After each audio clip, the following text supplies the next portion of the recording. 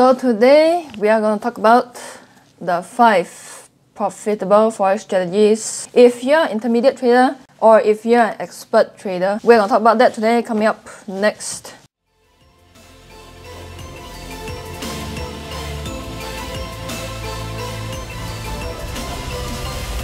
First strategy, trading the news. In other words, you scalp when there's a major news release. If you have been on this channel for a while, you know that I don't scalp.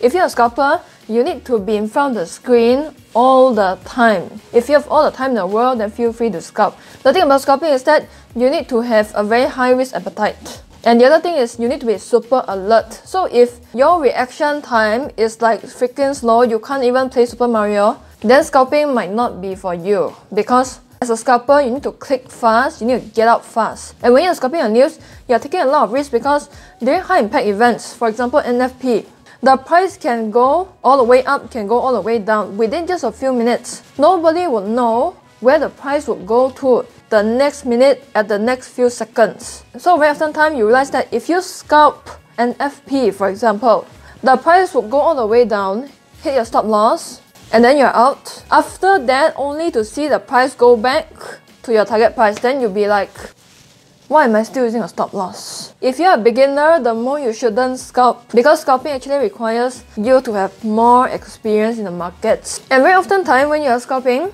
very likely you are selling on an uptrend. The way scalpers operate is that they don't care whether it's an uptrend or downtrend right now. They just want to get that few pips. But you know, with that said, if it suits your personality, if you love scalping, if you love spending time in front of the computer, if you like the excitement, and you are also profiting from it, feel free to continue to become a scalper. Nobody is stopping you, including me.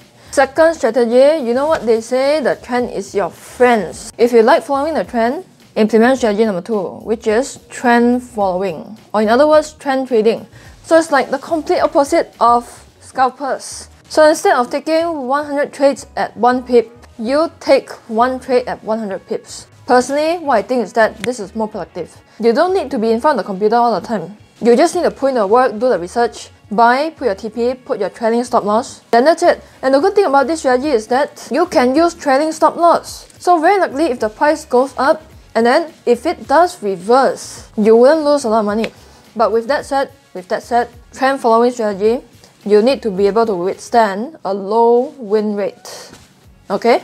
So you need to understand that this strategy has a low win rate. Because the longer the time frame you trade, the wider would be your target price. And hence, there is more chance for the price to reverse. Because here's the thing, if you're a day trader, you buy, and then your TP target is only this wide, only maybe 20 pips, 30 pips.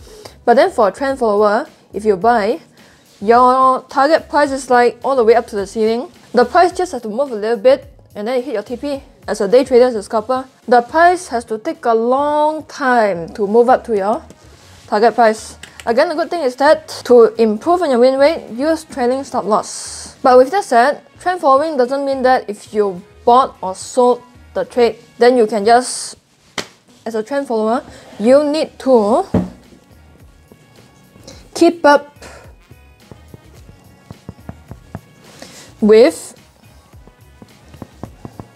the sentiment and also any changes in the fundamentals. Because at the time you bought it, you might feel that dollar is supposed to be bullish. But then along the way, maybe 2 or 3 days later, 1 week later, sentiments change. Dollar right now, instead of being bullish, is now bearish. So you need to either scale out or take profit. You decide. But either way, you got to get out a little bit. You got to prepare to get out. Because if you be like, I'm always right, then market's gonna kill you. As a trader, you need to be flexible, especially if you're a trend follower. So as a trend follower, you need to understand some things really well. You need to understand economics really well.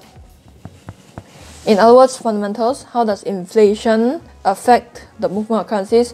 How does interest rates affect the movement of currency? How does trade balance affect movements? Feel free to go check out my fundamental videos. It's all there for free. Go check it out. The other thing you need to understand is sentiment. Okay? And of course, trend followers also use a couple of indicators to help them determine whether they are trading along the trend or against the trend. So some of the things that they'll use that's very common is moving average, particularly the larger period moving averages. So a lot of trend followers, one of the strategies they'll use is crossover. If the smaller moving average crosses above the larger moving average, then they'll say, okay, this is a good buy. So some people also use volume indicators, and also some people also use momentum indicators. Use whichever that you're comfortable with, even though trend following requires you to have less screen time and it's so-called more productive in our opinion. Then why don't people do it? Because a lot of people feel that fundamentals is just too complex. Because technicals is easier to learn. Let me tell you something. The turning point for me is when I implement good risk management and also incorporate fundamental analysis and also sentiment analysis. In that way, I can hold the trade longer. I don't need to monitor my trades all the time.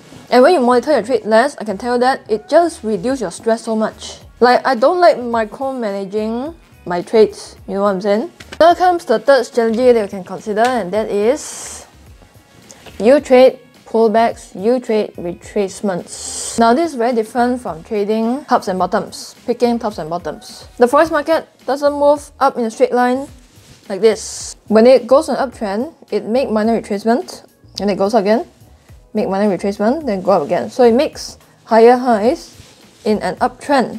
Retracement traders, they would try to take this move. Okay, they try to capture this small move. Because there are certain indicators that can tell you that the price is going to retrace almost every single day. So if you're trading retracement just like this, you need to be very careful because again, you're trading against the trend. So there are many ways that you can trade mean reversions or retracements. Some people use Bollinger Bands. If the price goes from upper band and then goes to the middle line, very likely it's going to go down to the lower band. If you watch my Bollinger Bands video, you know, okay? Some people use Fibonacci. Okay, I think I spelled it wrongly. When the price hit a certain Fibonacci level, then they'll make a sell in an uptrend. And also if you trade channels, some people use support resistance. So if the price is going to uptrend and there's a ranging market, okay, there's a ranging market, and price tested this level many times, at least 3 times, then they'll make a sell on the third touch. Fourth strategy, picking tops and bottoms. This is what we all want to aim for. Because if you go in at the start of the trend, man, the amount of profits you can make is way more than any type of trading out there. Because most people, let's say momentum trader, day traders, they take a portion of the whole entire trend. So if you can pick tops and bottoms, you can almost take the whole entire trend. When the price is going on a downtrend, there is a point in which it is going to reverse. It's not a minor reversion, it's not a pullback, it's not a temporary pullback. There's a point at the trend where the trend completely ends and where it's going to make a major U-turn. And this is where the start of an uptrend would go. A lot of people, they want to find out how can I determine when the price is going to U-turn. So why don't people do this? Because very likely when the price is making a U-turn, if you buy over here, you're still buying in a downtrend. You know what I'm saying? I wouldn't go in over here. Okay, because what I want is, I want confirmation. So I'll probably enter once the price has confirmed that it is really going back on an uptrend. So who can do this really well? Your one and only Paul Tudor Jones. That is why we should learn something from him. If you want to watch Paul Tudor Jones videos, the lessons that I've learned from him, go check out my video on Paul Tudor Jones. The thing is, if you do long-term trading like this, your risk management has to be really strong. That's why even Paul Tudor Jones says that risk control is the most important thing in trading. So this, I would say, is one of the most difficult things to so-called predict, to trade. And it is also more risky. So there are some ways that you can determine when the price would reverse, make a U-turn. It's not guaranteed, but there are some clues that you can use that can tell that, hey, you know what, the price is going to reverse. The first one is candlestick patterns. Then the second thing is, if price comes down here, make a triple bottom. Okay, a triple bottom like this, then it tells you that very likely the price is going to reverse. Again, not guaranteed because nobody can predict the market, including me. Or if you see that there's a head and shoulder pattern, in other words, chart patterns or candlestick patterns, you can add that with more confirmation indicators when the price is oversold. And along with that, you see all these candlestick patterns, you see the chart patterns. Add that with sentiment. If you don't know what I mean, let me know. I'm going to do a sentiment video. Final strategy is carry trade. What kind of thing are you carrying? So essentially what you are doing as a carry trader is that you are taking advantage of interest rate differentials between two countries. So for example, if you hold the trade overnight, you realize that you'll be paid interest rate or you'll be charged interest rates. To be specific, what kind of interest rate? Interbank interest rates. How can you profit from holding the trade overnight? You want to buy a currency with a higher interest rate. This interest rate is charged in the form of swap. So if you hold your trade overnight, you realize that there's a swap column right there, and then sometimes it's profit, sometimes it's negative. Let's say for example, today you're buying dollar yen.